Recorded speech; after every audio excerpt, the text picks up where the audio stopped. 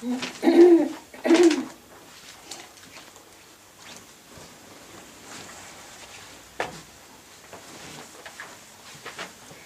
His Holiness the Dalai Lama has said that when it comes to explaining Buddhism to, for example, people in the West who are not born Buddhists, raised Buddhist, but we start learning Buddhism when we're already adults, most of us, that he thinks the best way of introducing Buddhism, explaining Buddhism, is by means of the Four Truths and the Two Truths. That's a good starting point. And there's a lot of sense to that, because I think there's aspects of these two sets of truths that we can understand and relate to, rather than, I mean, sometimes there's the tendency for some teachers, like Tibetan Lamas, to start talking about things in a more devotional way, like having devotion to the Buddha and so forth. But I think for most of us, before we can feel devotion to the Buddha, we want to know what he taught. Why should we have devotion to the Buddha? So we understand more about his teaching, what he actually taught, what's the sort of foundation of the Buddhist philosophy, Buddhist point of view. Then later we might generate more of the devotion. But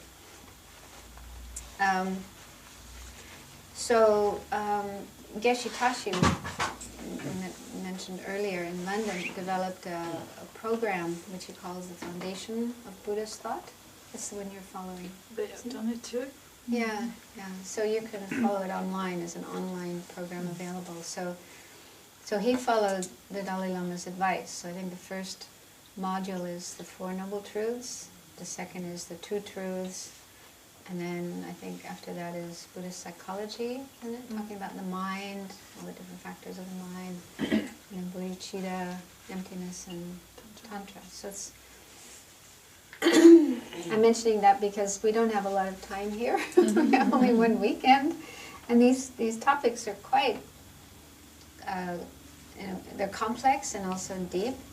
So we can't really cover very much in one weekend. So if you are interested, that would be a good program to look into. And also there's books. Geshe Tashi's teachings have been published in the form of books. So if you don't have the chance to do the whole program, you can buy the books related to like the Four Truths, the Two Truths, and so forth. So the next topic on the list here is the Two Truths. But this is a very difficult topic. I'm kind of surprised the Dalai Lama recommends that we start off teaching the Two Truths to people, because it's not very easy, but it's very interesting.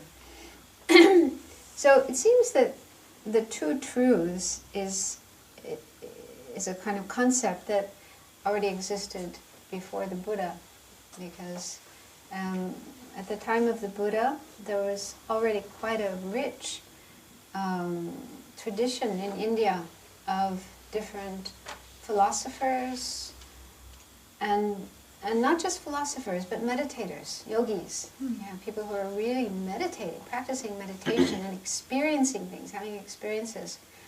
And then based on their experiences, they came up with systems of philosophy, explaining, they were trying to make sense of the world and their experiences. So they came up with these different systems of philosophy, explaining things in different ways, and also teaching methods of practice that you could follow, and so forth. And so at least some of these non-Buddhist or pre-Buddhist philosophical systems had an explanation of two truths. So in a very general way, the two truths are conventional truth, although it's sometimes called relative truth, and then ultimate truth, or sometimes called absolute truth. So the two truths basically are, a conventional truth is like ordinary worldly existence, like how things exist, how things work in the world, just in the ordinary world of people the planet and so forth. Just a way of explaining that. Whereas ultimate truth, the other level of truth, is going deeper. And what is the real nature? What is the final nature, the true nature of all of these things that we see in the world around us?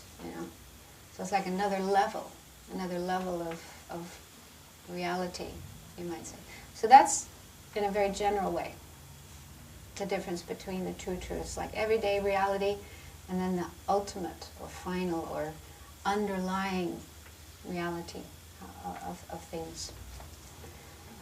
So the different pre-Buddhist philosophical systems had their explanations of the two truths. Then when we come to Buddhism, within Buddhism, there isn't just one type of Buddhism that everybody follows, or one way of explaining things that all Buddhists agree upon. There's actually a number of different schools of philosophy within Buddhism.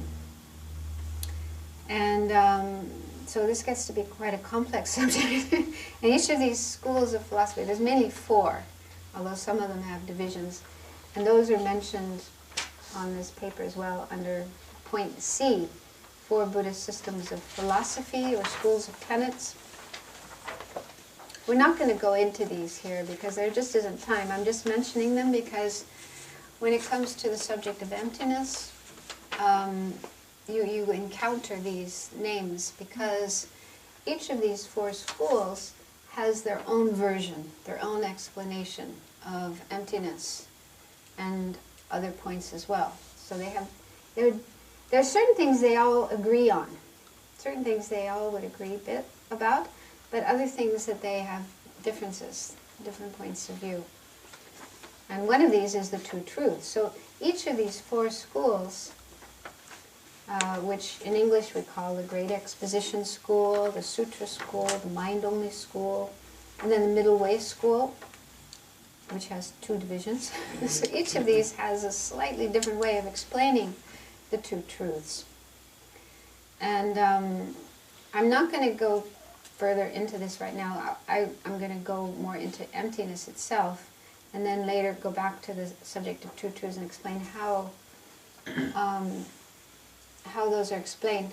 So in the Tibetan tradition, out of these 4 Buddhist schools, it seems most, if not all, of the Tibetan teachers and Tibetan practitioners follow the 4th school, which is Madhyamika.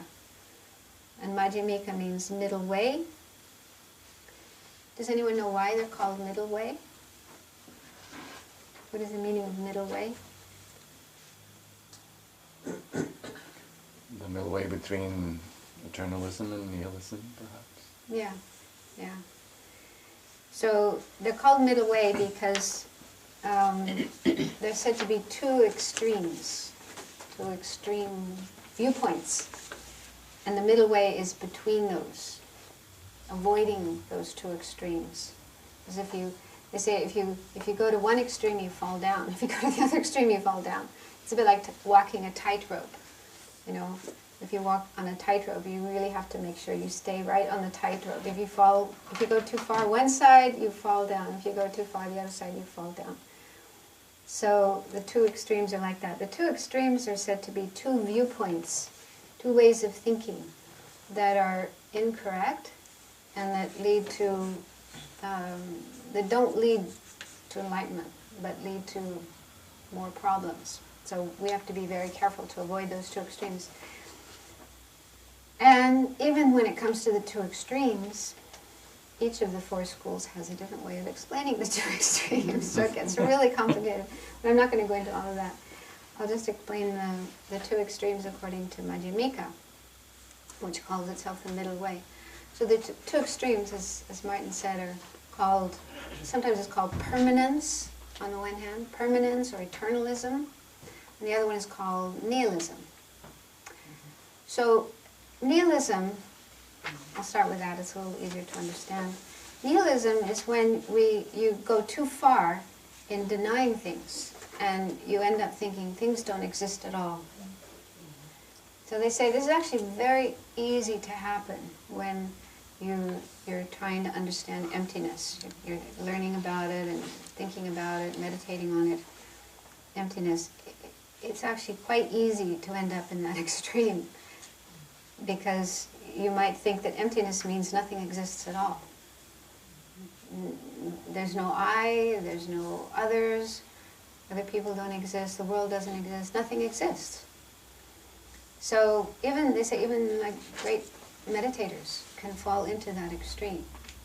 So, and it's a dangerous one, because they say if you fall into that extreme of like denying even the conventional existence of things, one danger that can happen is that you lose touch with cause and effect, karma. You end up thinking, well, there's no karma. Karma doesn't exist, karma doesn't operate. That means I can do whatever I want. I can do anything. Doesn't matter. Because nothing exists. Nothing is real anyway. So I can do anything. And I actually heard a story, a kind of illustration of this. I heard this story about some Buddhist conference that was held somewhere in a hotel. So they were using a conference room in a hotel, and the delegates, people coming for the conference, were staying in the hotel. So when the conference ended, the people were leaving, and one woman was going out with her suitcase, and the suitcase sort of broke open. And inside the suitcase she had all these things from her hotel room, towels and sheets. She was taking them away. So when she was asked about this, she said, but everything is empty anyway, so, you know. So that was her excuse. Everything is empty, so it's okay for me to, you know, take away the things from the hotel. So that's an illustration of what can happen, where you think, you know, nothing is real, everything is empty, so then it doesn't matter what I do. It doesn't matter. I can do anything. So that is not the meaning of emptiness. That is not what emptiness means. Emptiness doesn't mean nothingness. It doesn't mean nothing exists or nothing is true, nothing is real. So we have to be careful to avoid that one. I also heard another story when I first went to India, and I was going to classes at the Tibetan library in Dharamsala. There were not so many Western people around in those days. Now there's lots and lots, but there was just a very small number. And I heard, I didn't meet this person, but I heard there was one Western woman who had been staying for a while in Dharamsala and studying Buddhism, and that she apparently thought she realized emptiness. She thought she had a realization of emptiness, but it seems like her experience of emptiness was nothingness, like nothing exists. And so she got into this state of mind where she felt she didn't exist, nothing else existed, and she became kind of like a vegetable. She wasn't taking care of herself, she wasn't eating, she wasn't sleeping, she was just like a zombie, you know, not doing anything, not reacting to anything.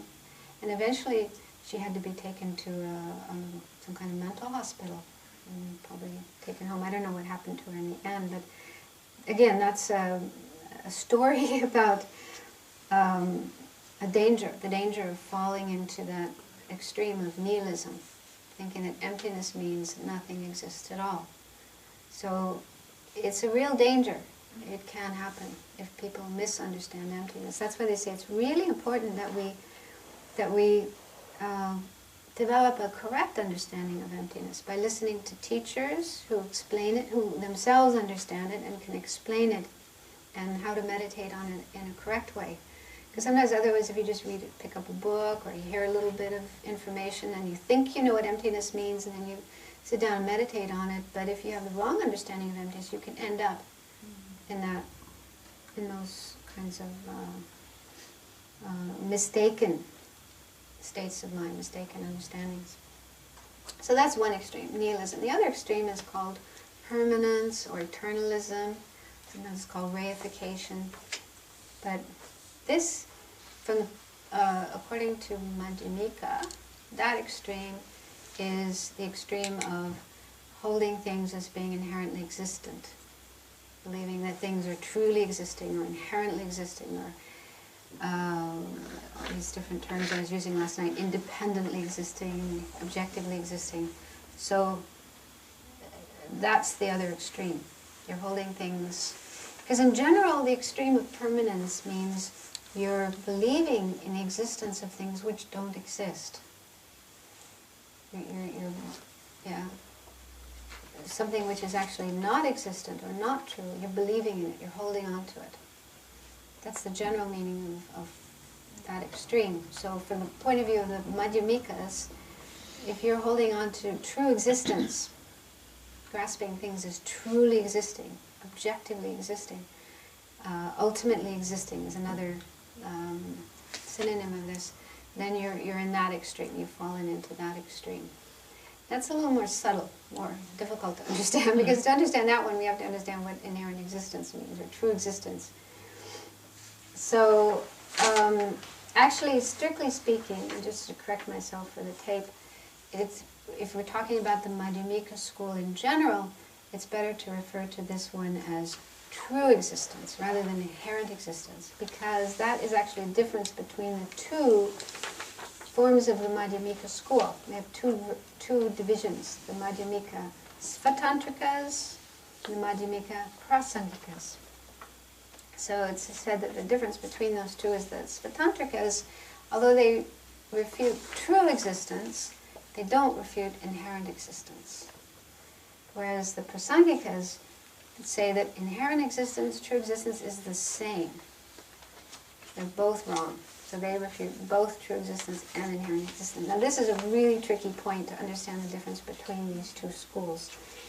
We may not have time to go into that here. But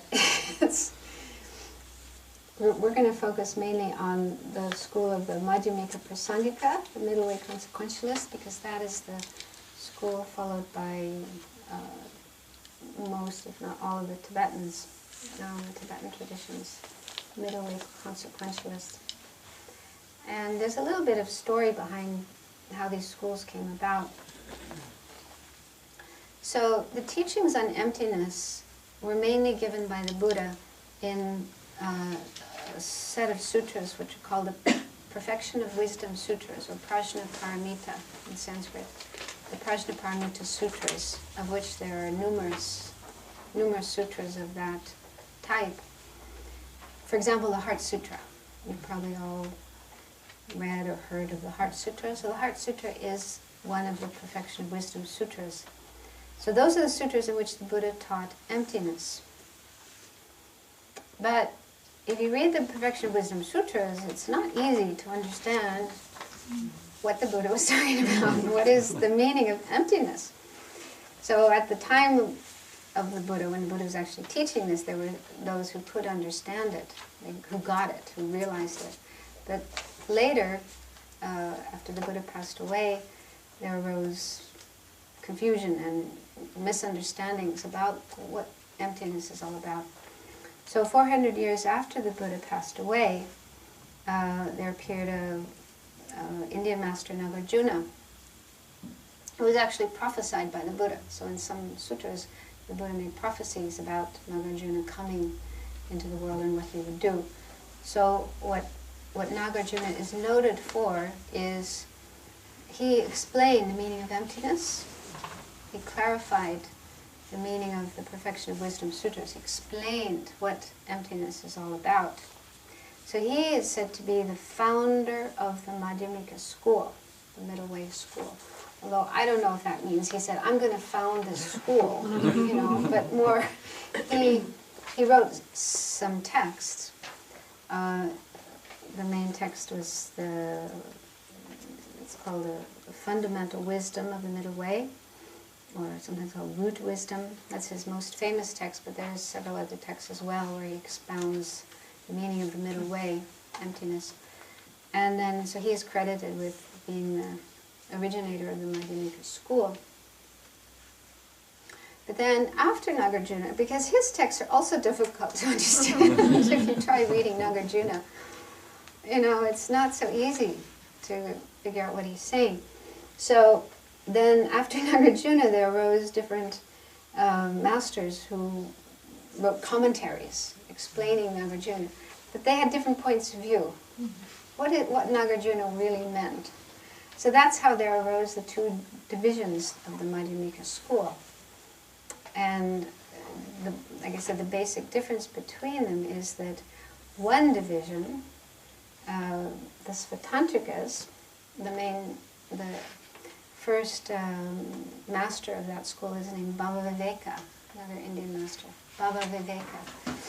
So he wrote a text that explained his version of Nagarjuna's teachings, and he didn't refute inherent existence. He refuted true existence, but not inherent existence. So then afterwards, Chandrakirti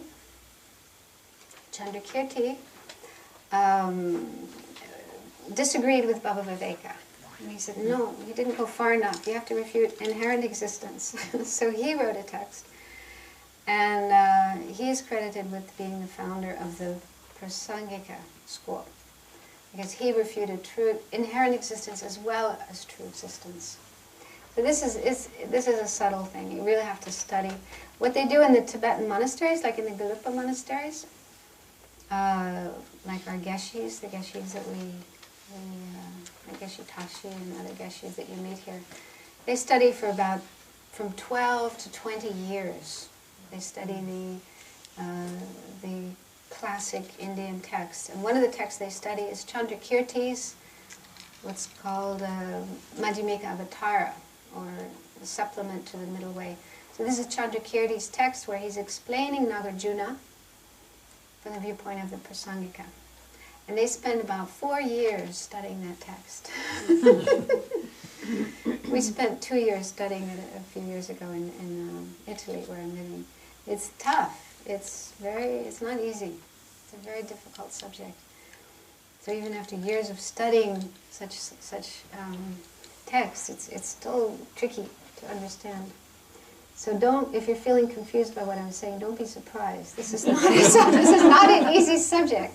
But I'm just saying it to sort of spark your interest, just so that you know that there are such studies available. And there are, I know in English, there's a lot of really good books, especially about emptiness. For example, Jeffrey Hopkins, he's an American professor. He's one of the first Americans to start studying with Tibetan lamas, and he quickly learned Tibetan and Sanskrit and started translating texts, and he wrote his PhD thesis was on emptiness. And it's published as a book called Meditation on Emptiness. It's a big, fat book. It's not easy to read, but it's really excellent. If you really want to understand emptiness, it's full of a lot of very interesting material. Because he also talks about the other schools. You know, he goes through these 4 different schools and how they explain things. And finally, the Prasangika. It's a really excellent book. You do need time and energy to be able to do these kind of studies. But it's good to know that they're available. Such things are available. Okay, so let's go on to something maybe a little bit more practical, something we can work with. So, like I said, last night we kind of plunged right into emptiness. And what I was talking about last night was emptiness as explained by the 4th school, the last school, the Madhyamika Prasangikas. So that's sort of the most profound explanation of emptiness. But the term emptiness itself can be explained in other ways. Yeah, there isn't only one version of emptiness, one way of explaining emptiness. There are others. And as I said earlier, realistically, before we can understand the most profound or most subtle level of emptiness, we have to go through the more coarse levels, the more, we might say, obvious kinds of emptiness. And if we go through those gradually, then when we get to the most subtle kind of emptiness, it'll be easier to understand. So that's what I would like to do now, is to go through other kinds of emptiness that are easier to understand and still very helpful. Yeah, they're very helpful. in a practical way. They can help us in our daily life, dealing with our problems, dealing with our emotions and so forth. So it's not just an intellectual thing, but it's actually quite practical. So, and if you look at letter D on the sheet, it says different levels of emptiness or selflessness. So selflessness is another term that is used in Buddhism, in all traditions of Buddhism. And in a very general way, we can say that emptiness and selflessness mean the same thing. They're like two terms that can be used interchangeably. So that's helpful to know, because when you're reading books or listening to teachers, teachings, and so forth, sometimes they use the word emptiness, sometimes they use the word selflessness. Okay, so generally those two terms have the same meaning. However, like I say, there are different kinds of emptiness or selflessness, different levels. And other terms that are useful to know, it says here under this D, there's number 1, it says 4 terms which are synonymous or have the same meaning: person, self, I, and being. Okay, so these are terms that come up when talking about emptiness or selflessness, and they are, again, different terms but have the same meaning. So, person, we are persons, I'm a person, you are persons. So a person simply means a being. And in Buddhism, a person doesn't have to be a human being. I think usually in our Western languages, when we think of a person is a human being.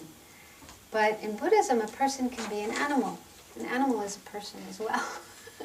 Animals, insects.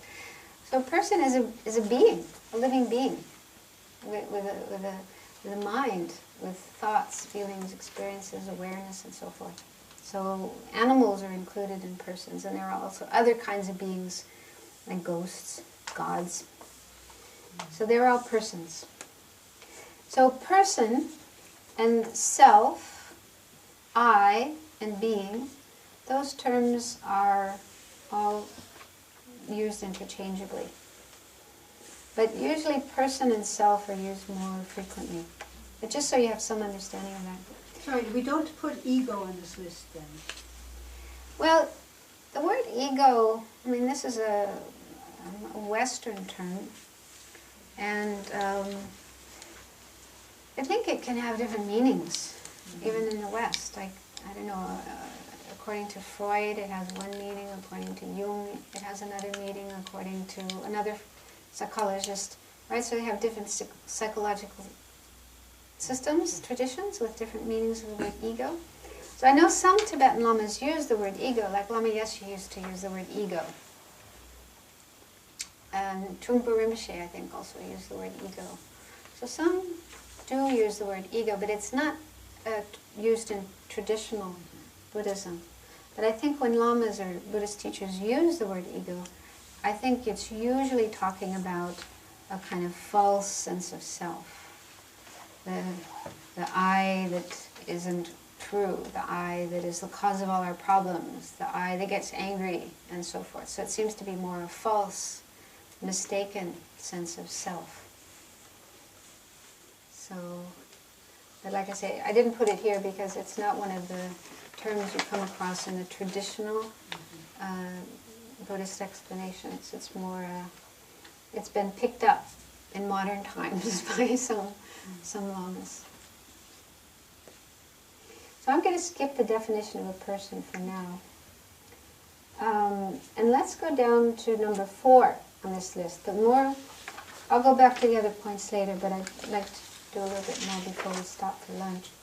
So point number 4 says the most coarse level of selflessness, or we could also say emptiness.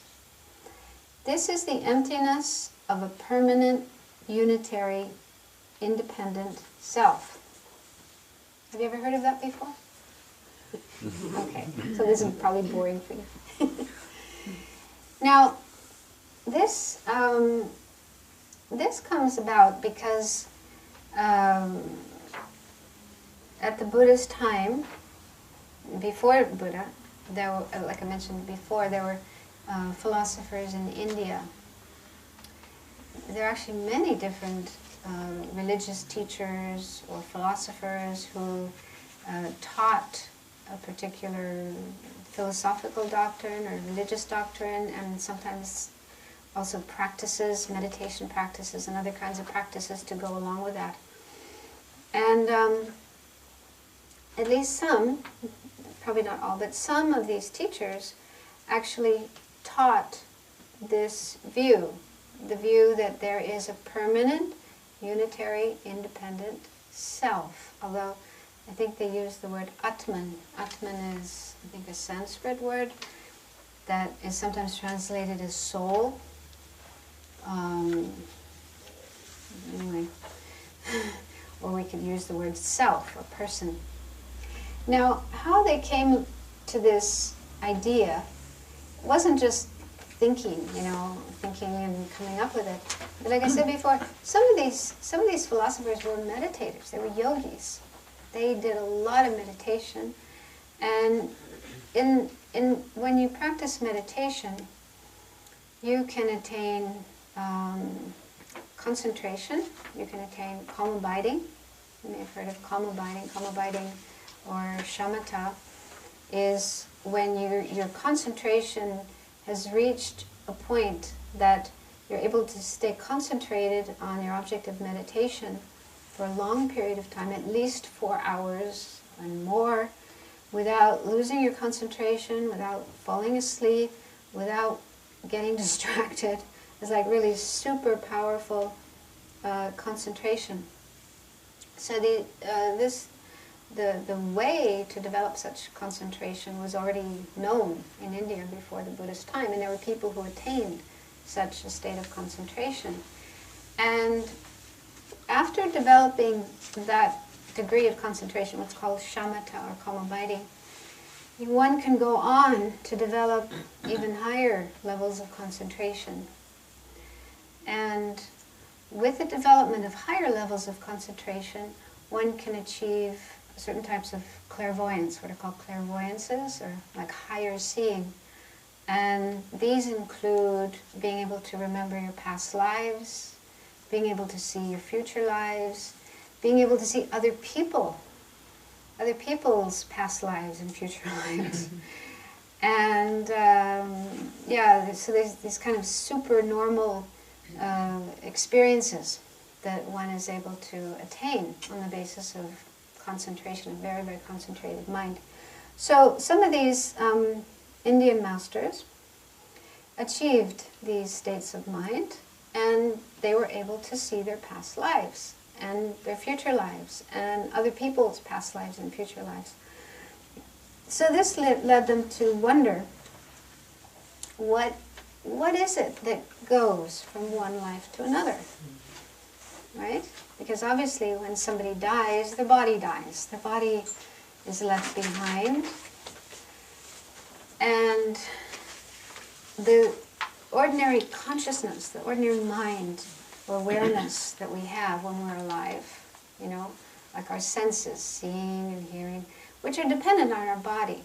Okay, so our visual experiences, our auditory experiences, and so on, our 5 senses are dependent on our body, on our physical body.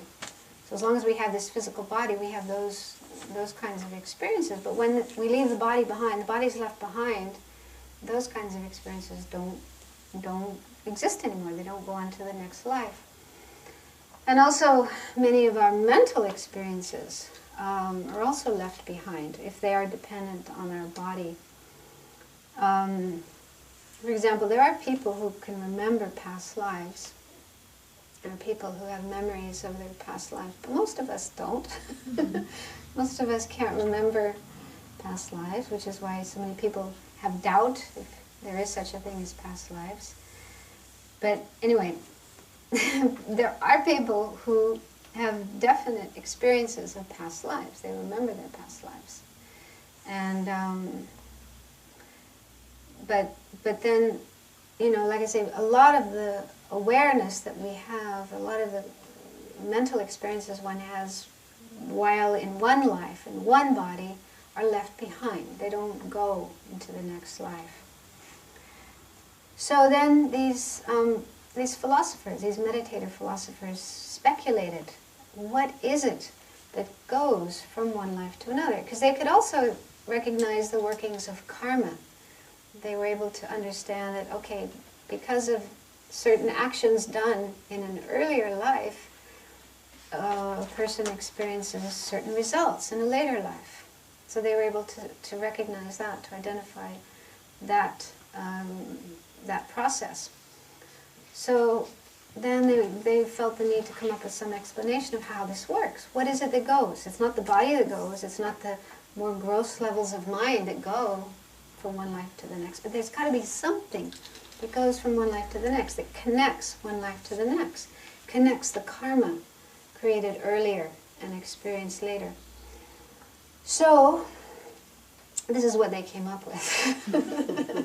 This is how they answered that question. They said, there is an Atman, they use the term Atman, which we could call a soul, if you want. Use the word soul or self or person. And it's something that is permanent, meaning it doesn't change, it's unchanging, and it's unitary, it isn't composed of parts, it's kind of whole, partless, and it's independent. Independent here means it doesn't depend on causes and conditions. So this is their view, this is their belief, this is their teaching. They taught the existence of such a self. And like I said, it came from their experiences of concentration and clairvoyance and having this kind of supernormal ability to see things. So it was their way of explaining how a person dies and is reborn and then but carries over karma from one life to the next. And they also said that this Atman, or self or soul, is something separate from the body and the mind. It's something other than our body and mind. Like we were having this discussion last night about that. It's not the body, it's not the mind, something else. Right? So there's actually, you know, it's not such a stupid idea. I mean, Buddhism says, no, this is a wrong idea. But it's actually, it makes sense that you know, people have that kind of experience. It seems like there's got to be something like that. It seems like it's true. It seems like it's real. Okay. And, but Buddha didn't agree. So this kind of view was being taught at the time of the Buddha, and the Buddha himself must have known about it and heard about it and meditated on it. But in his experience, what he came to see through his practice of meditation is that such a thing actually doesn't exist. It's like a phantom, a creation of the mind, a figment of the imagination. That it's not true, it's not real, it doesn't really exist. This is actually a very important kind of teaching of the Buddha. Something that sets the Buddha apart, or sets the Buddhist teachings apart from other traditions, not just these Indian systems, but also probably most religions in the world. Like most of us were raised Catholic or Christian. So, I mean, I was raised a Catholic, and we were taught that we have a soul. And I don't remember being taught what are the characteristics of this soul. Is it permanent? Is it like this or like that? But we're just told that we have a soul. And then when we die, okay, our body's left behind, it's buried, but our soul lives on.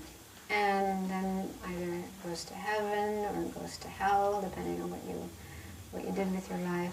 But there is some part of us that lives beyond this life.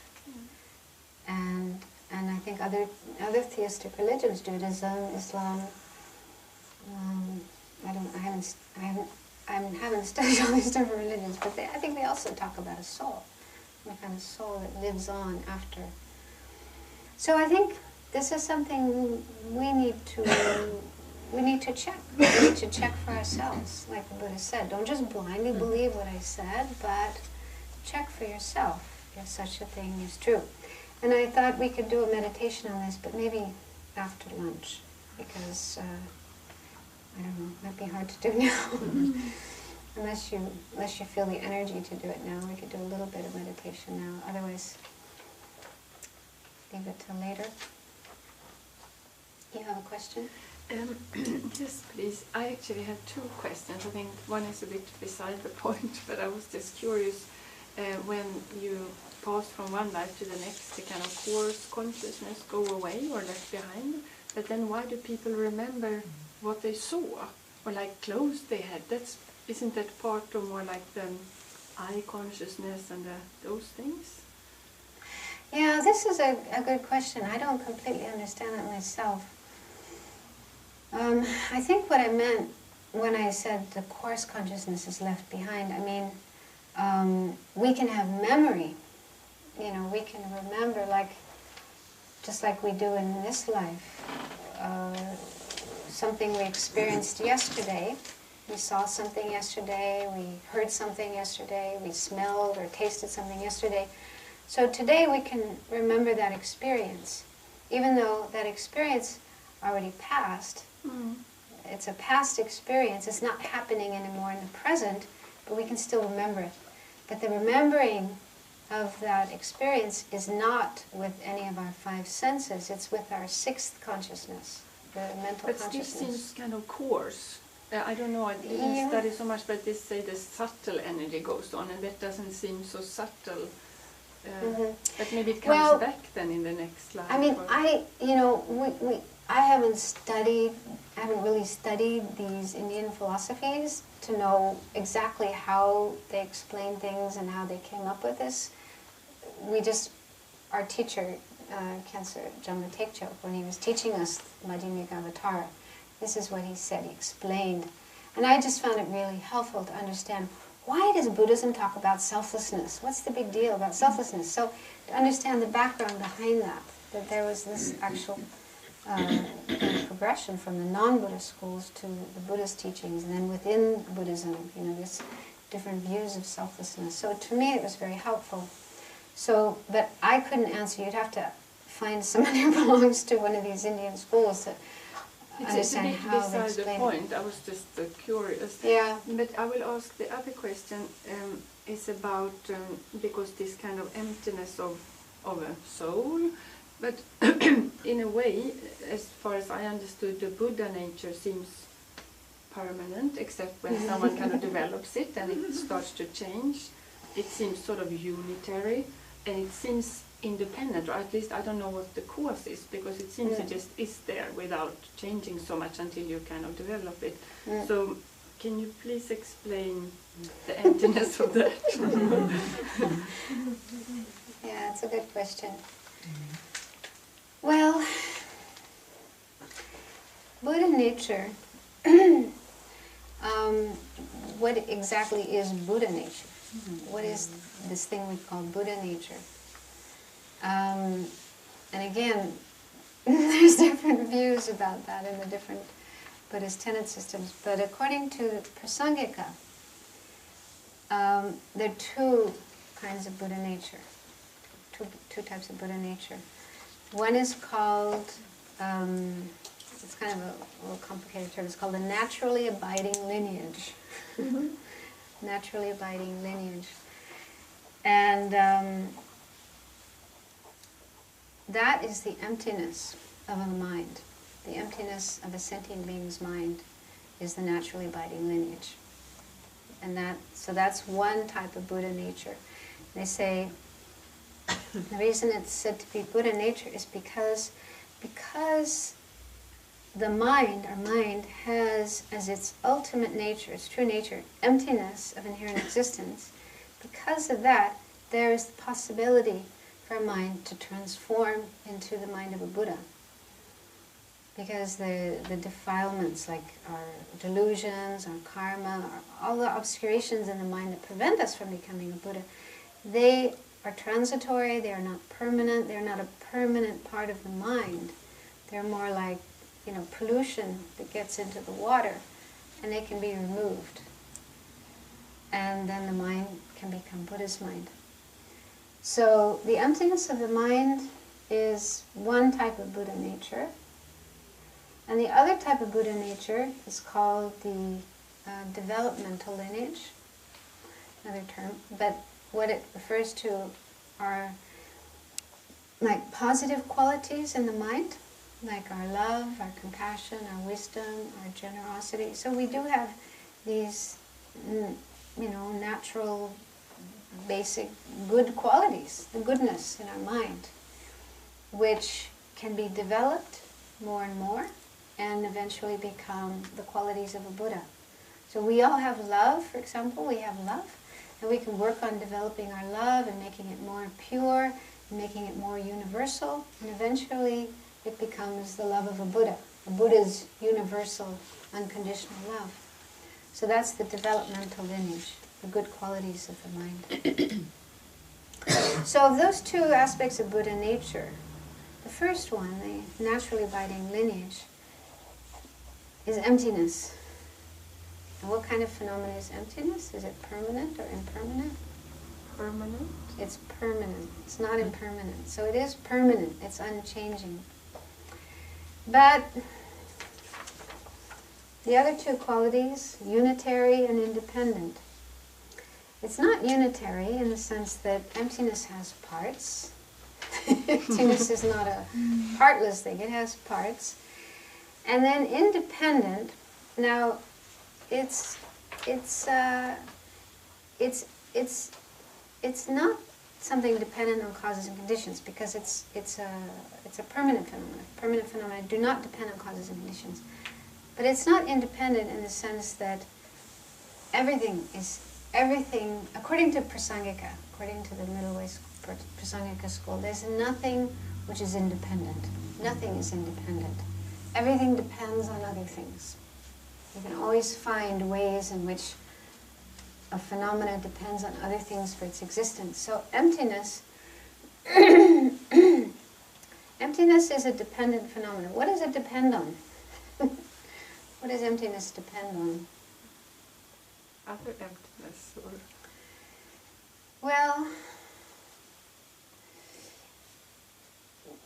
emptiness, because emptiness isn't something that's just floating around in space, right? It's a quality of something. It's an attribute or a quality of something. Okay, so like this cup, this is a phenomenon, and it has emptiness as its ultimate nature. So we're talking about the emptiness of the cup, meaning that the cup is empty of inherent existence or true existence. So that's the emptiness of the cup. So it's a quality of the cup. And the emptiness of the cup depends on the cup. If there was no cup, there would be no emptiness of the cup. Okay? So emptiness is always the quality of something. It's not existing independently out there by itself. It's the quality of something. So everything has emptiness. Whatever phenomena there is has emptiness as its ultimate nature, its quality. So in the case of Buddha nature, as I said, Buddha nature is the emptiness of the mind. The mind's emptiness. Our mind. So we each have a mind, and a quality of our mind is emptiness. Emptiness of inherent existence or true existence. So that is the Buddha nature. So that depends on the mind. If the mind didn't exist, that emptiness wouldn't exist. So that's one way that emptiness is dependent. It's dependent on the object of which it is empty, the object of which it is a quality or characteristic. So it's not something independent. So we can't really say that the emptiness like the emptiness of the mind, the Buddha nature, is this kind of permanent, unitary, independent self. Although it does have some similar qualities in the sense that it's permanent and unchanging, but it's not the same as what they're talking about. May I ask something? Yeah. Does it have to do with simultaneity? As soon as you have a form, you have emptiness. And when you have emptiness, you have inborn form. Because you need the support to see the emptiness. Mm-hmm. And the emptiness needs, attention mark, the form To exist. to exist. And that goes on all the time. It's a process going Yeah. on all the time. Yeah, you can say that. It's like in the Heart Sutra. You know, in the Heart Sutra, there's this, when Avalokiteshvara starts expounding emptiness, he says, form is empty, emptiness is form, emptiness is not other than form, form is also not other than emptiness. So a form and its emptiness are said to be like two aspects of one thing. They're actually said to be one nature, one entity, inseparable. They are two different things. It doesn't mean literally form is emptiness and emptiness is form. That is not the meaning. Literally, that would be confused. But they are two, they're like two sides of a coin, in a way, you know? When you have a coin, you have two sides. You can't have a one-sided coin. So they're like two sides of one thing, two aspects of one thing that can't be separated. And they are interdependent. Yeah, they do depend on each other, because without emptiness, form wouldn't exist. Form couldn't exist without emptiness. But also, that the emptiness of the form would also not exist without the form. So they do depend on each other. Okay, I have a second question. The mind, is the mind always there? Is there a mind? I mean, we talk about our mind, we talk about states of mind. Is mind constant? Yeah. Is it the support of everything else, or the place where everything else comes up and disappears and develops, and I don't know what. Yeah, I mean, the Buddha actually did say that. He said, mind is the creator of everything. Mind is the creator of the world. I mean, earlier I said that according to Buddhism, the creator of the world is karma and delusions. But those are aspects of the mind. Those are things in the mind, created by the mind. So it's actually the mind that creates the world with karma and delusions. That's talking about the ordinary world, samsaric world. But then if we talk about the pure worlds, like they say there are Buddha lands, pure lands, which come from a Buddha's mind. These are manifestations of a Buddha's mind. Not karma and delusions, but pure, totally pure, enlightened mind can also manifest worlds. So again, those worlds come from mind. So, yeah, there is this idea that everything comes from mind. So yesterday we were looking for the eye. What is the eye? Well, that's How what, it is. well, that's what we're trying to understand here. I'm trying to go slowly through the progression. So, I mean, what is the eye is answered differently by different schools. Okay, so according to the Prasangika, the middle way Prasangika school, Madhyamika Prasangika school, the eye is just what is labeled, what is named, independence on body and mind. But the eye and the mind, The eye is not the mind. is it a creation of the mind? A projection Yes. of the mind? Well, Is it a not really state of projection, mind? it's labeled by the mind. It's The labeled mind by the labels, imputes, I. Okay. There's a body, and there's this body-mind combination here that came out of my mother's womb. My parents said, Kathy, Kathleen. Kathleen's a nice name, so they named me Kathleen. And then I started saying I, when I learned that's what I'm supposed to say when I talk about myself. So then I started saying I. So this is all coming from the mind, conceptual mind that labels I or Kathleen, or then when I got ordained, I'm called Sangye Khadro, another name. So, so all these names, these labels, come from the mind, they originate from the mind. And the process of conceptualization and speech, words, language, and so forth. So if you It all dive comes through from all mind. of that, then you come to the mind. If you, what? Dive through all Dive? of that, through the idea of mind, the idea of form, you come to the mind. Well, it doesn't mean that everything is mind. Okay, it doesn't mean like my body is mind. Even though mind played a very important role in the existence of my body, but it doesn't mean my body is mind. So we can't say that everything is mind, although there is one Buddhist school that says that. The mind-only school. The Chitamatrans, mind-only school. That's what they say, everything is mind. But even they, when they say everything is mind, they don't mean literally like this body is mind, but they have a very interesting explanation. What they say is, when we see an object, like this cup, when we see the cup,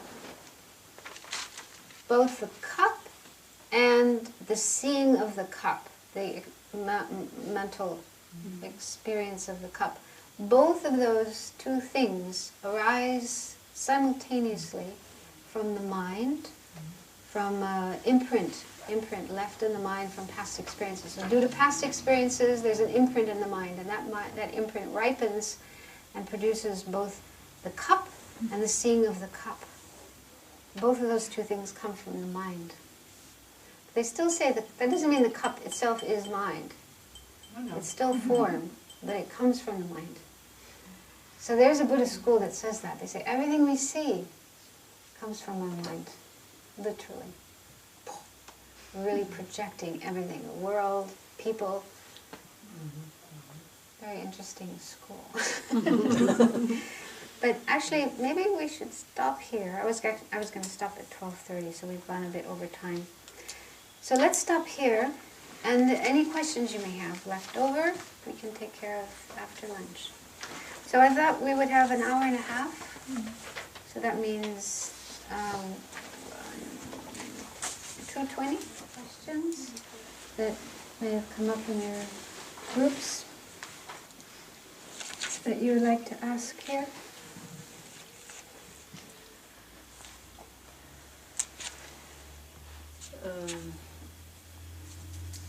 We were talking about many interesting things. I have a question related to what came up in my mind when somebody explained her experiences, and I said, well, maybe that is the alaya consciousness, and I must check with you, Sangye Khadro, please, if the alaya consciousness is what I think it is. I mean, because I studied it a bit before, all those levels of consciousness, and we were talking about in the group, searching for the I and so on, and the experiencer, there is some kind of, well, maybe you shouldn't say person, but I mean there is something. Is it in the alaya consciousness, that kind of observing? Is that the consciousness, or which one is it? I mean, so many levels of everything. I mean, it's not total nihilism, right? So we have some kind of observing consciousness or whatever, Yeah. on some level. So Yeah. So you're asking, what is it that the is alaya aware, and that so on. observes, Yeah. that's doing the meditation? That's what people always wonder. So who is meditating? There's somebody here who's meditating, right? So what's that? Is that the question? Yeah, could be. Something like that? Yeah. Actually, alaya consciousness,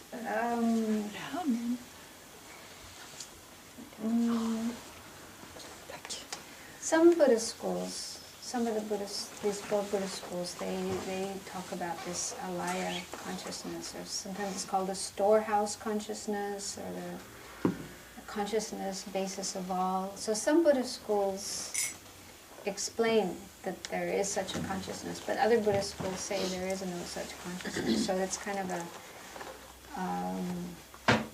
a point of debate or point of controversy, whether it exists or not. And anyway, so I think in our school, our system, Lama Tsong Khapa says that there isn't such a thing as this alaya consciousness. And but yeah, it's not so clearly explained. What is it that is observing? Like when we do mindfulness meditation, for example, there's this observation going on, this awareness going on of what kind of thoughts are coming up, what kind of feelings are coming up, and so forth. But within the mental factors, when you study mind and mental factors, and there's all these different mental factors that have different functions.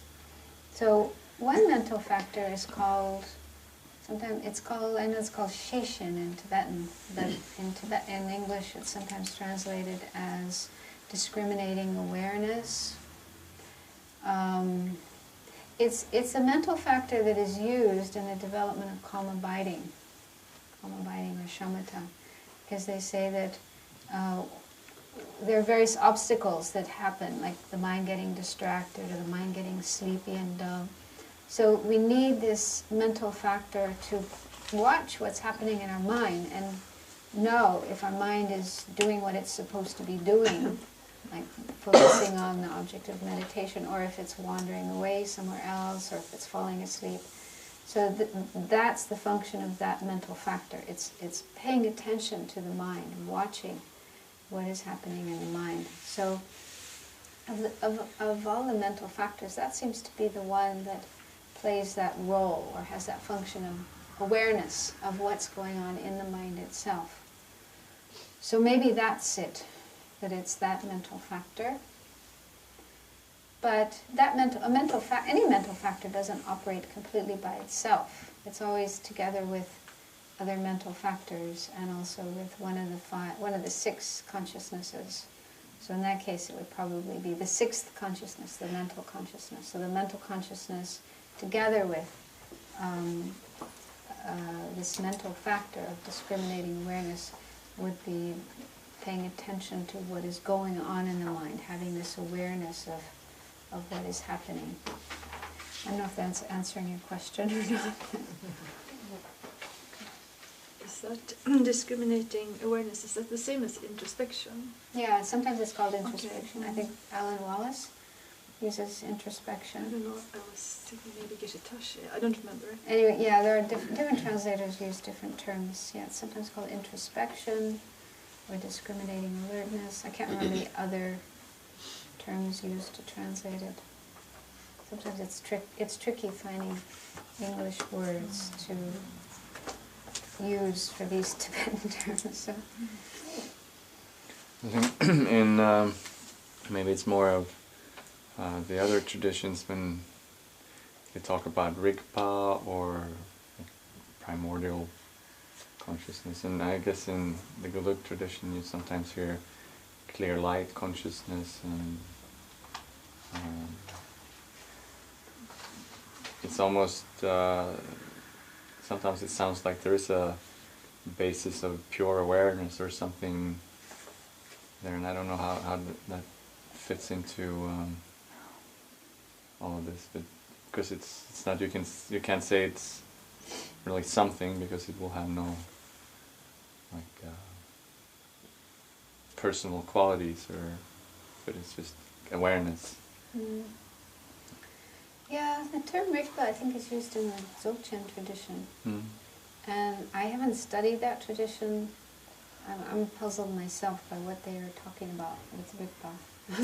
So I don't know if there is an equivalent in the Gelug tradition. I mean, we have the word Rigpa, but it means something else. It has a different meaning. So yeah, I'm not sure how to cross that bridge. How about clear light consciousness? Well, the clear light, yeah, that comes up in Tantra, in the Tantric teachings. There's this explanation of the most subtle level of mind, which is called the clear light mind, and that normally only manifests at certain moments, like when you die, or when you faint, or they say before we go to sleep. Every time we go to sleep, we go through the similar process like dying and reach the clear light consciousness, but it's usually very fast and most people aren't aware of it. But yogis in the tantric practice have practices to get in touch with and manifest this clear light mind. But it's not something that's part of our ordinary awareness. So I don't think that is what's operating when we're practicing mindfulness. Yeah. So I'm not sure. For me, I have to admit, even after all these years, there's still many things about the mind I don't understand. It just seems to be such a complex and difficult subject, and I think also you just have to have your own experience. You have to go into your mind and work with it and discover these things. But yeah, there's still many questions I have about the mind. Sorry, I can't answer them all. Anyone else? I don't know, but I seem to remember I read somewhere, maybe in Gelug tradition is more like Mahamudra, and Dzogchen tradition can come close, but I don't know if that's true. Yeah, there is in Gelug and Mahamudra tradition. But again, this is not something I have done a lot of study and practice of. I'm not so familiar with that. Right, I'm also not. But I was just thinking maybe Dzogchen and Mahamudra can be close, but I don't know actually. Maybe, but I'm not the person to ask about that. Yeah, I was thinking when we had this talk, I thought this kind of feeling of I, or if I get angry or afraid or something, there can be a very strong feeling. But like in the best case, in this kind of finding the I meditation, it can be like, yeah, it's not there. That is nowhere near the intensity of being really scared, for example. So I guess, I don't know if the idea is to kind of work on it until you generate such a strong feeling, because it's very easy for me to believe there is an I when I am afraid. I can feel it, although it's wrong, but it's very strong experience. And in this kind of meditation, I never got any strong experience. But you mean when you're trying to do it in meditation, that feeling doesn't come up so strong? No, I mean like the feeling I cannot find here, it's of course it's not in the hand, or this kind of trying to find. It doesn't generate the same. I just feel like it's a long way to go, because the intensity of the experience of the I is so strong, but the intensity of the experience of not finding the I is, at best a little bit weak. So it's I think it takes a lot of work for me. Well, what I've heard and what I've read is they say that one should spend quite a bit of time searching for this I, this sense of a real, inherently existing I, watching your experience and looking out for that experience. And it's difficult to recognize, but then even when you do recognize it, when you do catch a glimpse of this I, they say you shouldn't sort of immediately try to refute it. Instead, you should pump it up. You should kind of make it seem more vivid, more real, spend some time really making it very, very strong before you then use reasoning to cut through it. Because I think that makes sense, because otherwise if it's just a kind of weak sense of self or I that's coming up, then it's going to disappear very quickly. as soon as you try to do a little bit of analysis. But what we really need to do is make it really strong and then use the analysis. And they say if you do it in that way, then when you do come to the realization that that I does not exist, it becomes a very powerful experience. So maybe that's what you're talking about. And maybe because this awareness of this false I isn't strong enough, isn't powerful enough, that when you go and do the analysis of it, look for it and so forth, that experience also is a bit flat. Yeah. So,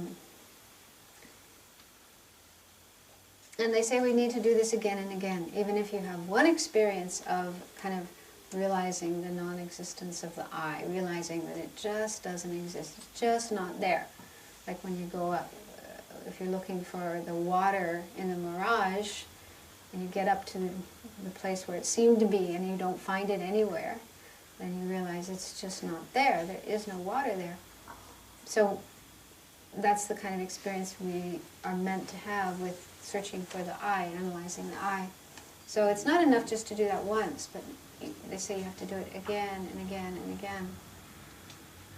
Because our habituation with believing in the real I, inherently existing I, is so deep, so strong. We've been doing it for such a long time, you know, all our life and even before this life. So the habit is so strong that even if you have one experience of realizing the emptiness of the I, the old habit is just going to come back again. So we have to do it again and again and again to break through that habit. And then eventually, and they say when you do get an experience of emptiness, try to stay with it, try to keep your mind in that experience as long as you can, to make the mind really familiar with it.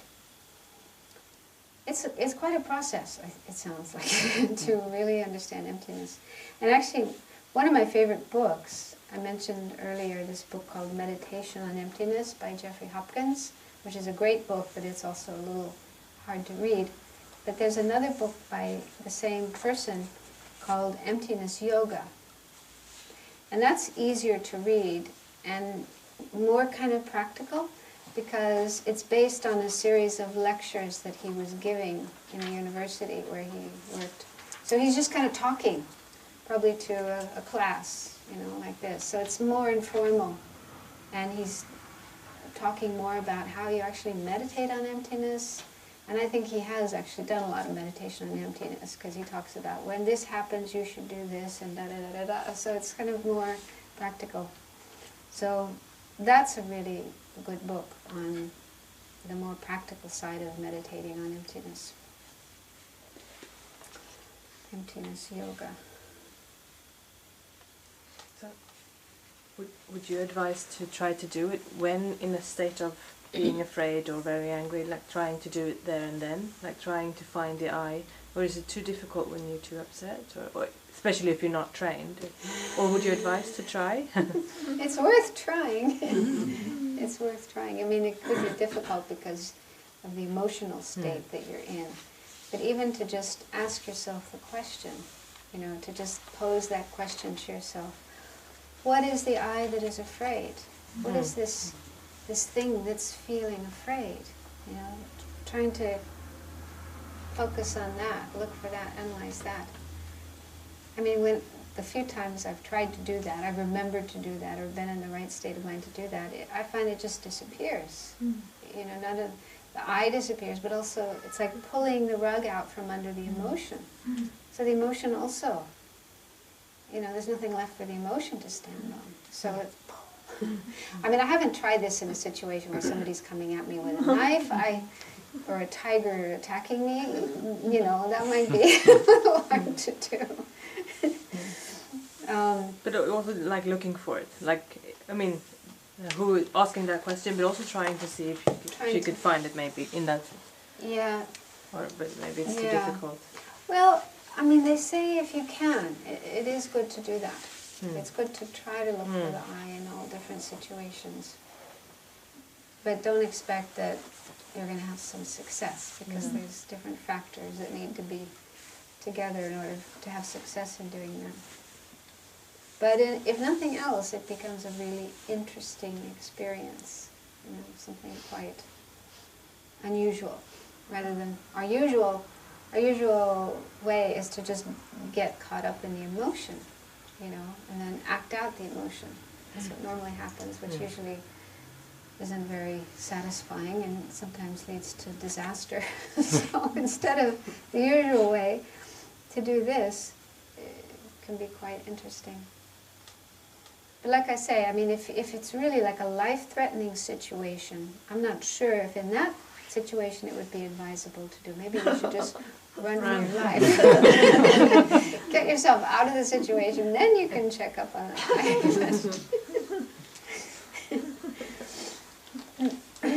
Don't this, because I use it sometimes when I get really scared or something, then I just feel really strong it's here, and then I think, oh, this is a false I. Is this wrong to do that?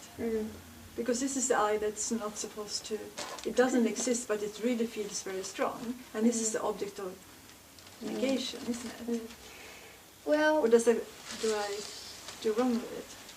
I used to have, I don't know if it's the same as what you're talking about, but I would sometimes get a sense of something in my body, some kind of feeling, experience within my body. And I remember talking about that once to Khensur Rinpoche, our teacher, and he said, no, that's not the I. Okay. So I think what he means, my understanding is that this false sense of I that we need to identify and then refute is actually not something physical. It's not a physical thing. We might feel a sense of an I somewhere in our body, but that isn't the object of negation. Well, I think it's more of a mental thing, more within our mind. Well, I thought it was a mental thing that I experienced here.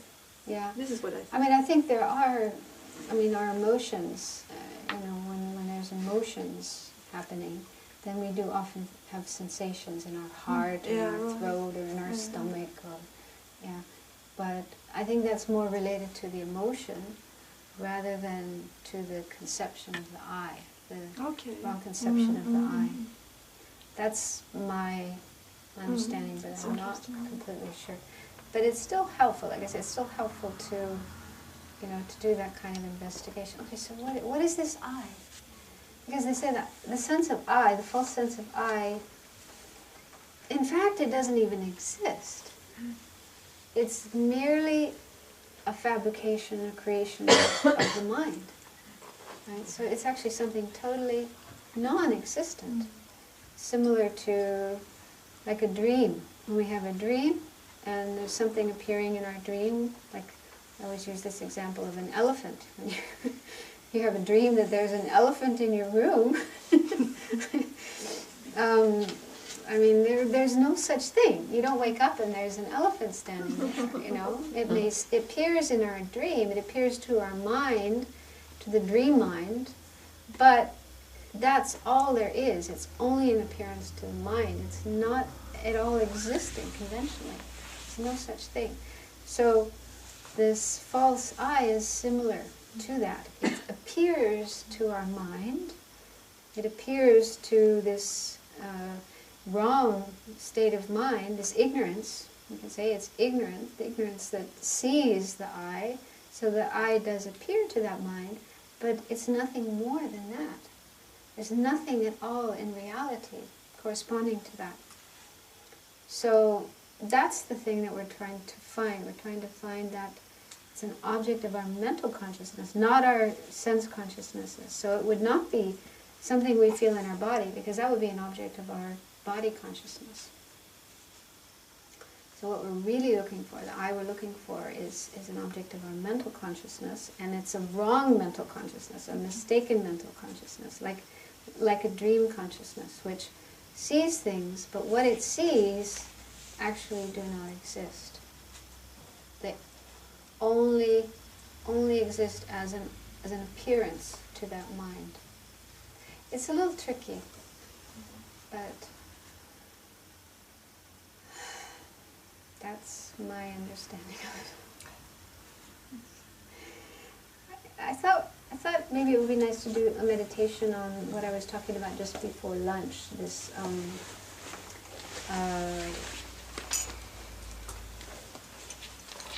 possibility of an I which is permanent, independent, and unitary.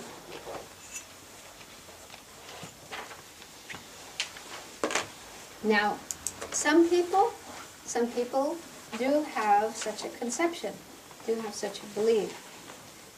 Now it is said that the belief in a permanent, unitary, independent self is not something innate, not something natural or spontaneous. It only comes about through having learned some religion or philosophy that teaches the existence of such a self. But it's possible that may be true for some of us. If we have studied a religious system or a philosophical system that told us there is a permanent, unitary, independent self, then we would have such a conception. We might believe in it. But even if we don't have such a conception, even if we haven't learned such a thing, and we don't believe in such a thing, it's still useful to check if such a self could exist. Is there a permanent self? Is there a self which is unitary? Is there a self which is independent of causes and conditions? But it's still useful to go through that exercise just to try to get a better sense of what kind of self does exist and what kind of self doesn't exist. So it's said to be a helpful preparation to understand the more deep, subtle kind of emptiness of the self. Okay, so make yourselves comfortable. Try to sit with your back straight. Let your shoulders relax.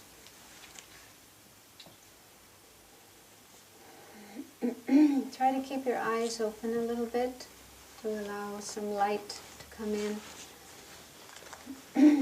Help you stay awake and alert.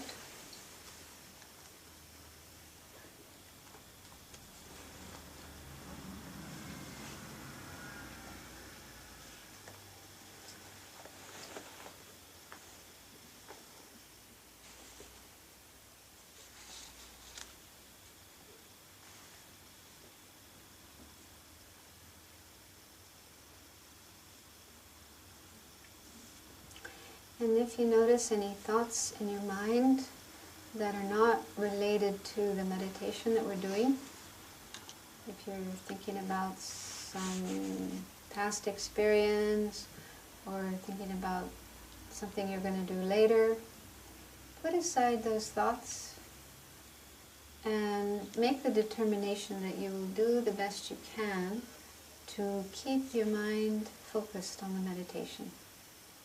And if your mind wanders away from the meditation, that you will bring it back.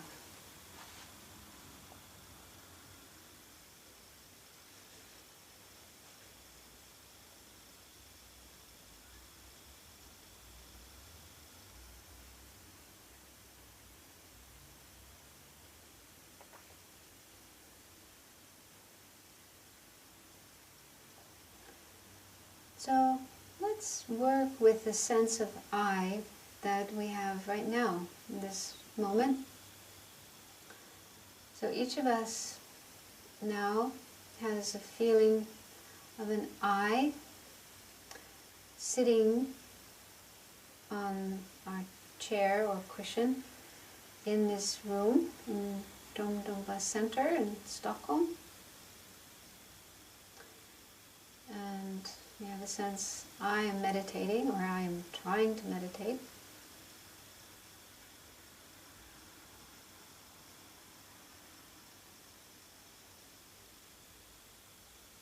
So just try to get a sense of that sense of I, that feeling of I, that I who is sitting here and meditating.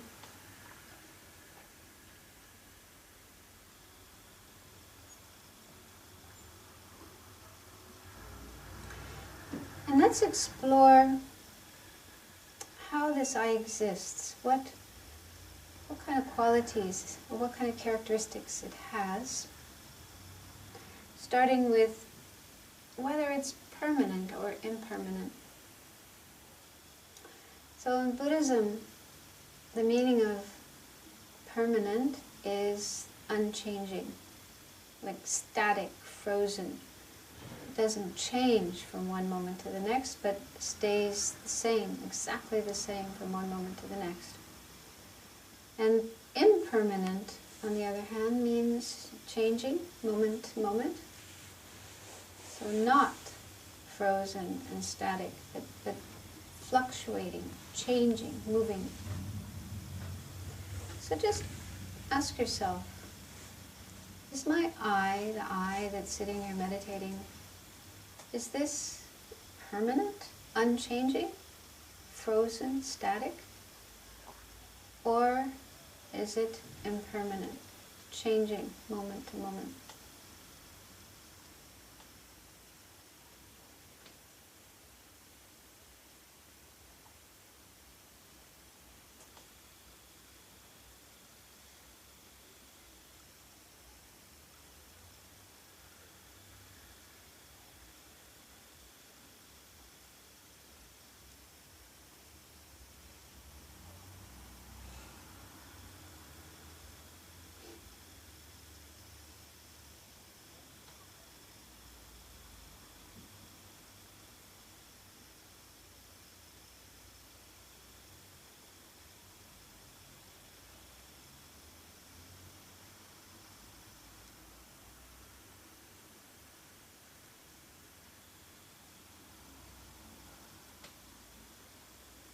So in case you have difficulty answering that question, it can be helpful to think that if the I was permanent, unchanging, frozen, static, then at this moment we're sitting doing meditation in Dromdumba Center. So if the I was permanent, then it would always be sitting in meditation in Dromdumba Center. Never go anywhere else, never do anything else. It would always be exactly in the same place, doing the same thing. So is that the case? Is that true?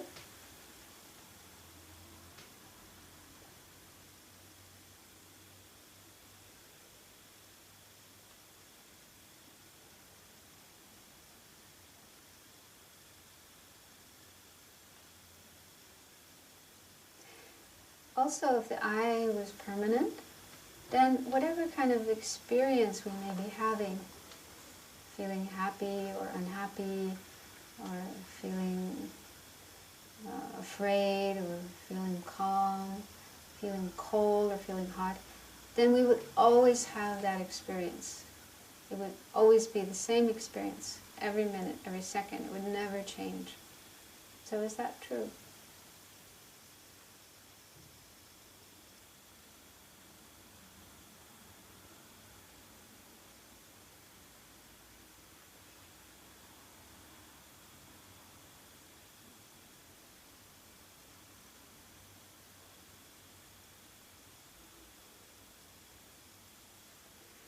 Also, we would not be able to talk about different phases of a person's life.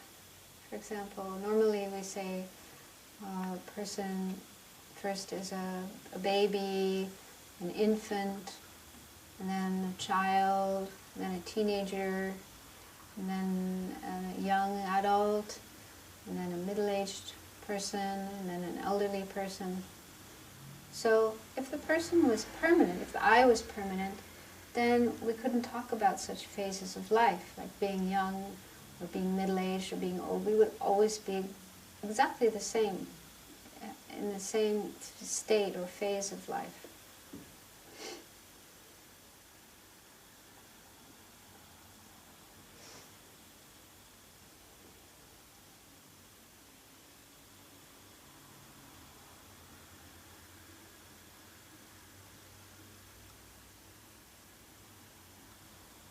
So I think it's not too difficult to recognize that the I, the person who we are, is not permanent, that is impermanent, changing. We do change. Our body changes, our mind changes, everything changes.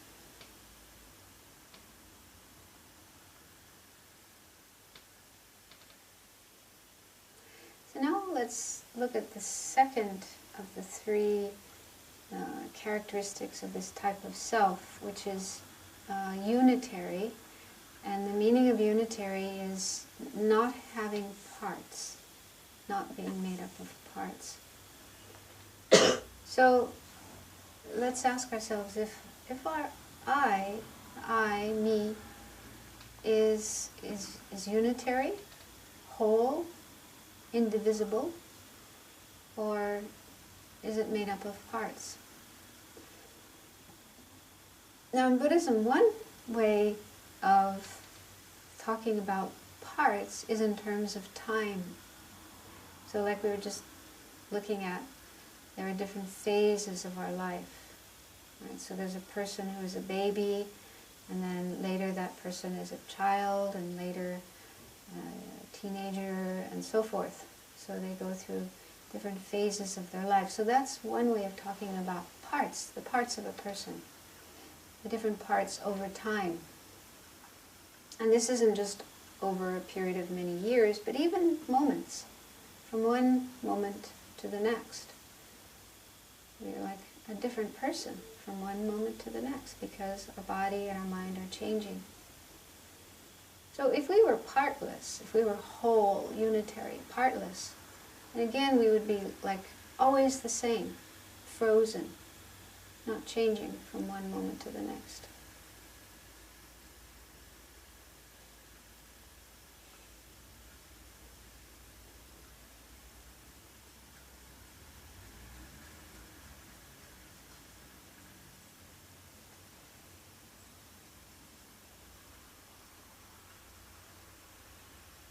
But another way of looking at parts is what makes us up. So one way of looking at what we are, what makes us up, is that we're made up of body and mind. So there's two parts already. Body, our physical, the physical part of us, and mind, the mental, conscious part of us. And then each of those is made up of parts. So our body is made up of many parts. Skin, blood, bones, organs, cells, atoms. So there's actually billions of parts that make up our body. And our mind is also made up of parts. Different aspects of our mind, different kinds of consciousnesses, thoughts, feelings, mental factors, and so forth. So see if you can understand that what you are, what makes you up, can be divided into parts, and therefore isn't single, whole, unitary, partless.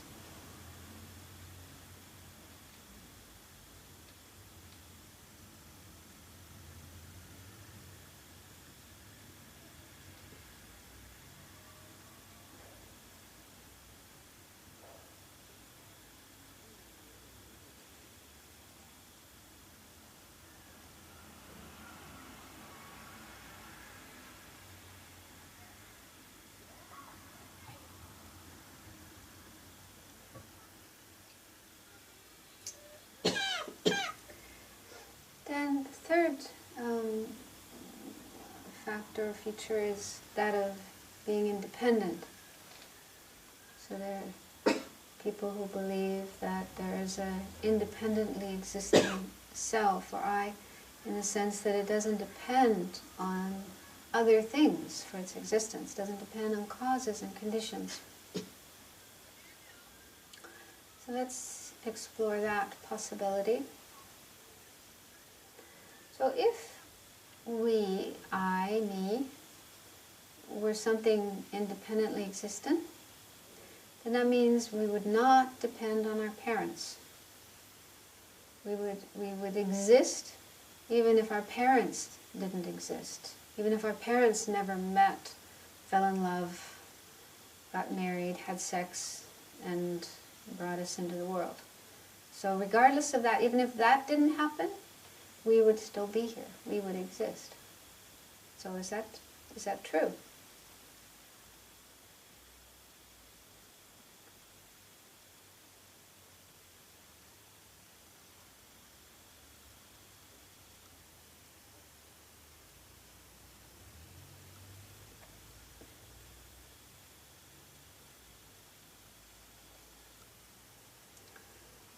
also, if we were independently existent, then we would be able to exist without food, without water, without air, without shelter, clothes, and these basic necessities of life. So even if those were not available, we didn't have those things, we would still be able to exist. So is that true?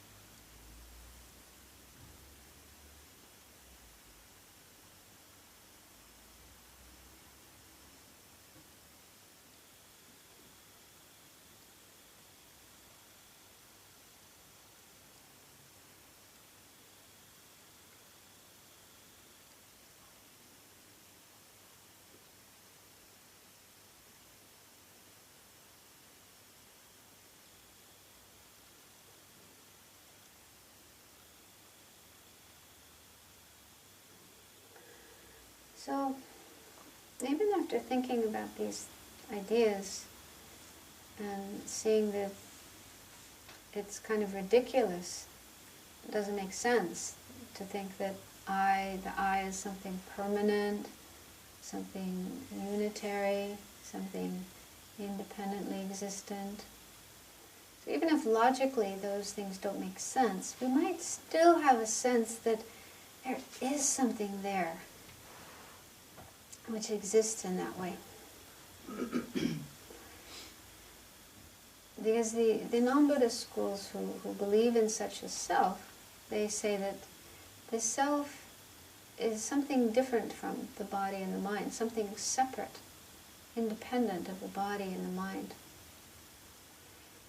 And if that was true, then it should be possible to have our body and our mind in one place, and then the I, this independently existing I, could be somewhere else. Is that true? Is that possible?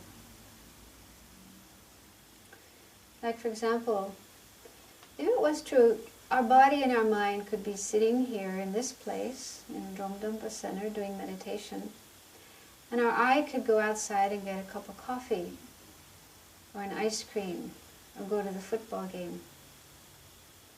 So is that true? Is that possible?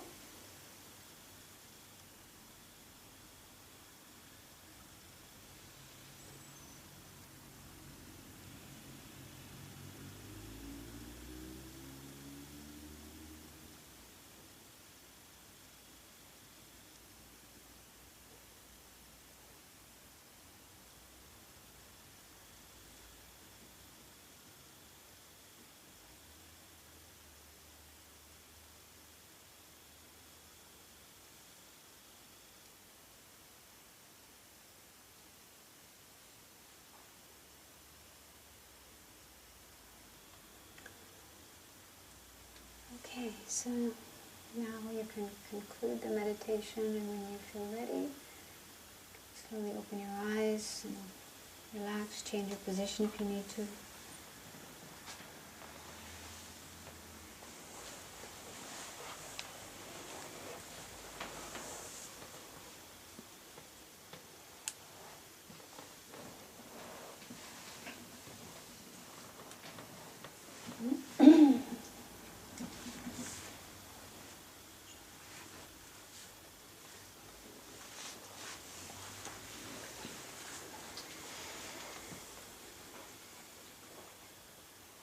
So, when we contemplate those ideas, then we might come to feel, yeah, it doesn't make sense that there's a permanent, unitary, independent self. And like I say, it's still possible that there could be an instinctive, habitual belief in or grasping to such a self. So if you do notice that, if you notice yourself feeling a sense of permanence, then it could be useful to do this contemplation, to ask yourself these questions. And actually this whole idea of permanence is interesting because I've heard sometimes the lamas say that not only do we have ignorance, believing in a kind of inherently existent self, but we also have this habitual, instinctive misconception that believes in things as permanent. So even things which are actually not permanent, but are impermanent, we have the tendency to grasp them as being permanent. This is kind of instinctive and habitual, seeing things as permanent when in fact they are impermanent. So then I used to wonder about this particular type of self, which is said to be permanent, unitary, and independently existent. But according to the lamas, they say that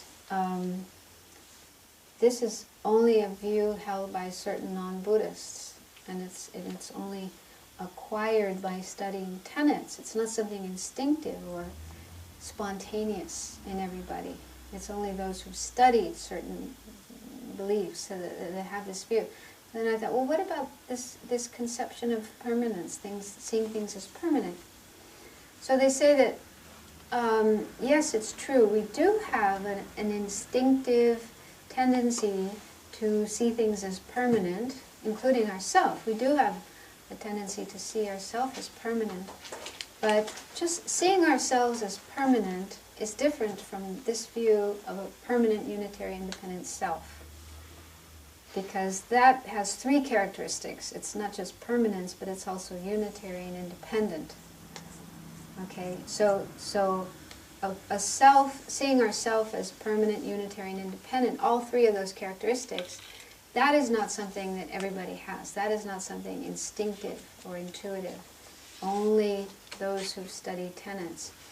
But what is instinctive or intuitive, and everybody has, is the belief in a permanent self. We do have a belief in a permanent self. Do you understand what I'm saying? Mm-hmm. Yeah? So I think it is helpful to contemplate that idea of a permanent self. And for me personally, I find contemplation of impermanence very, very helpful. Because, like for example, in our experience, if we have some, let's say some unpleasant experience when we were children, many people have this, you know, we have these sort of unpleasant experiences with our parents or with siblings or with kids at school, you know, these sort of painful childhood experiences. And these experiences can leave an effect on us for the rest of our life. Yeah. And what I see in my experience when I kind of contemplate this, I see that it's almost like I'm still identifying myself as the child, the person who had that experience in the past, and still experiencing that same pain, as if it's still there in the present, as if it's still happening right now. Do you understand what I'm saying? Mm-hmm. It's almost like, yeah, permanence, a sense of permanence, like I'm still that child having that bad experience, and it's like my mind is sort of clinging to that, you know, clinging to that, and still carrying it, you know, carrying it with me up until now, even after many, many years. And I think that kind of experience is related to the sense of permanence, the sense of being a permanent self. Like, it's as though I feel I am exactly the same person now that I was back then when I was a little child. I'm exactly the same person. And so I'm still suffering, you know, I'm still injured or wounded or, you know, harmed by that experience. It's almost like permanence, like a permanent thing. Do you understand what I'm saying? Mm-hmm. So when I contemplate that and investigate that and think about how, wait a minute, that doesn't make any sense. I'm not the same person. I've changed billions of times. We actually change every minute, every second. We're actually a different person every second. So between the time that event happened, and now I have gone through countless changes, billions of changes. I'm not at all the same person. I don't have the same cells in my body, right? All the cells, you see, all the cells in your body change, what, every 11 years? 7 years? Okay, so every 7 years you have a whole new set of cells in your body.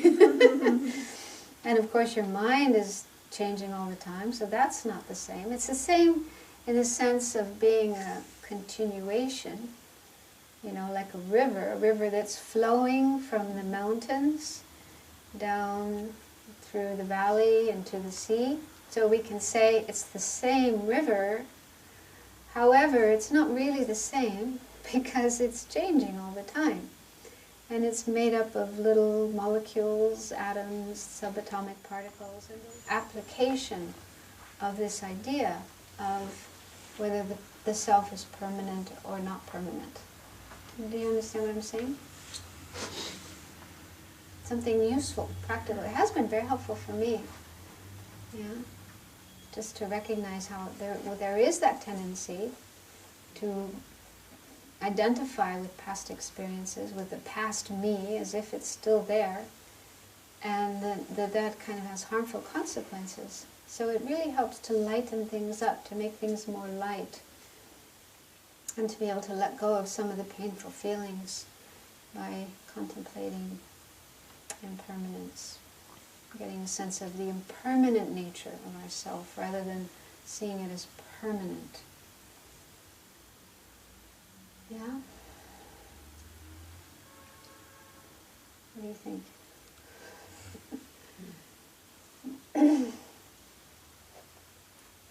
I think it's very difficult. I've been working a lot with counseling with a woman who have been submitted to sexual abuse, and I met them as a grown-up woman, and they are very often still carrying the experience and what they have experienced as a result of what was done to them. It is very difficult to present the idea of you are not the same person. Because there is an identification and there are consequences that have been affecting their life. So how do you work with that? Mm-hmm. When you want to help, support? Mm-hmm. But have you tried? Have you Yeah, tried? I tried, but then it goes into denial. You are not respecting my experience. That's the first answer. I don't think this is talking about denial. One can still have full awareness, full acknowledgement, acceptance that certain things happened in the past, certain things were done to me that were wrong, that were painful. So we can still fully accept that and acknowledge that. But then if we ask ourselves, do I have to continue identifying with that? Do I want to continue feeling as if that's who I am? I am exactly the same person who had that experience in the past. Is that necessary? I mean, people have to be willing to change. You know, sometimes this is the problem. Sometimes people, either they don't want to change, or they're afraid to change, or it's too difficult, you know. But if someone is like that, if they don't want to change, or they're not ready to change, then you can't force that. But if someone feels they do want to change, and this could be a method, a tool, that could help them to change. I'm just saying it's a possibility. It has been helpful for me, and I think it could be helpful for other people, but I'm not saying necessarily it's helpful for everybody, but it's just one possibility. So, I don't know. I'm just throwing it out there as an idea. It is the process of identification and of clinging. Yeah. I keep on thinking I am this And- or that or that. Yeah, and like I say, in Buddhism they do say that we do have this kind of innate or instinctive clinging to things as permanent. Our self, our body, everything. We tend to see everything as permanent. We don't see things as impermanent. And the reality of things is that they are impermanent. Impermanence is the reality, the truth of things. Things are changing constantly. We just don't see it. You look at a wall, and it looks like it's exactly the same every minute, every day. But in reality, it's made up of these particles that are constantly moving and changing and flying around. So it's actually not the same from one moment to the next. We just don't see that. So we have this kind of, like an addiction, I think. It's like we're addicted to seeing things as permanent. And it's very hard to change that. But I'm just saying, for me, personally, it's been helpful to contemplate impermanence and slowly make your mind familiar with the fact that things are changing.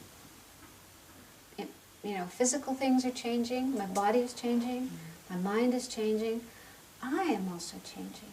So slowly contemplating that over time has been very helpful to get a different perspective on my own painful experiences from the past. I don't know if I can say it's 100% cured, but it is a helpful method, a helpful tool. One might still need other methods as well, but this is just one thing that can help. Maybe it can help develop, so we develop forgiveness of the person. Yeah, well, that's a little bit different.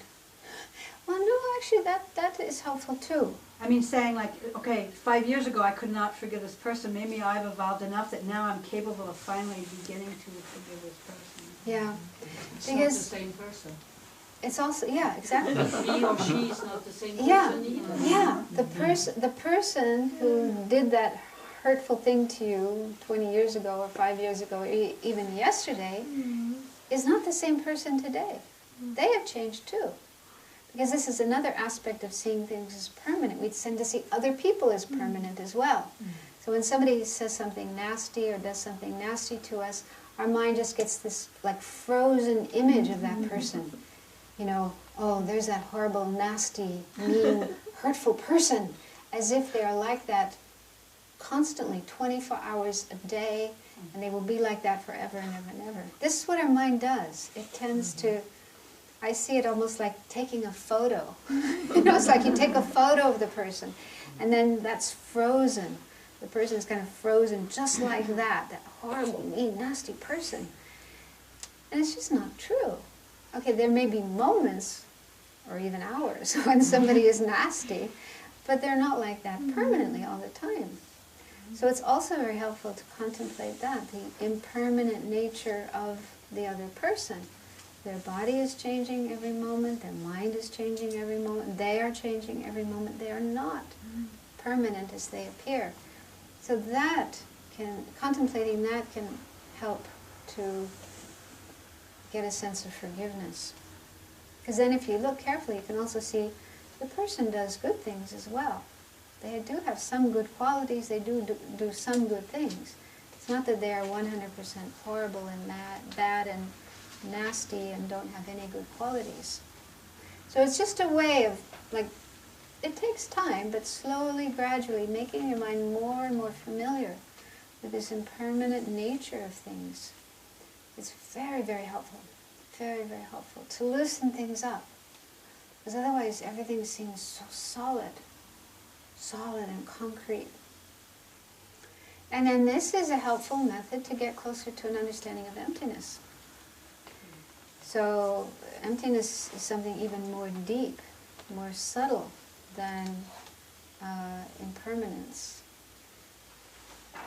So, like, we can't just immediately dive in and understand emptiness. But if we first understand how things are impermanent, changing, moment by moment by moment, getting used to that idea, then that sets our mind up to be able to understand emptiness later. The things are impermanent because they are empty. No, that doesn't work. Okay. because permanent things are empty also. So there is no permanent. There are permanent things, yeah. Emptiness is permanent. Yes, okay. Also, another example I give is what's called uncompounded space. Space in the sense of the absence of obstruction, the absence of any solidity and any obstruction. So that is also said to be permanent. So there are permanent things. So whether things are permanent or whether things are impermanent, they're all empty. Right? They all have emptiness as their ultimate nature.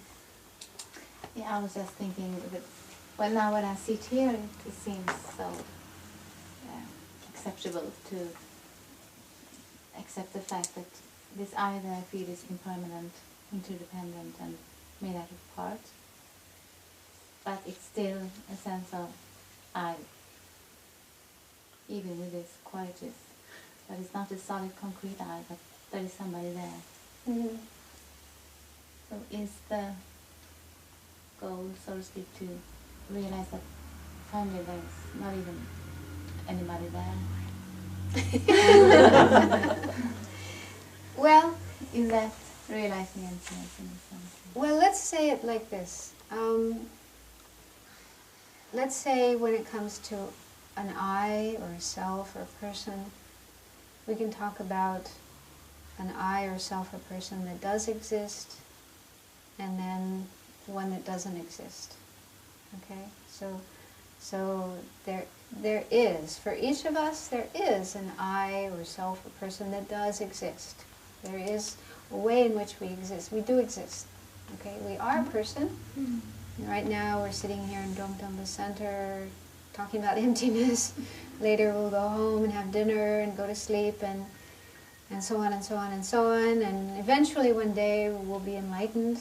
Okay, so there is an I, conventionally exists an I that does exist. The feeling I have that when I wake up, I am still me in a way. Yeah. Even if I have changed from yesterday, or I'm still I is something have the same impermanent. job, and so I go. Hopefully. Yes. That Right. sense, I mean, that I'm. But then the question is, what is that I? Yeah. What is it? Okay? So then on the other side we have an I that doesn't exist.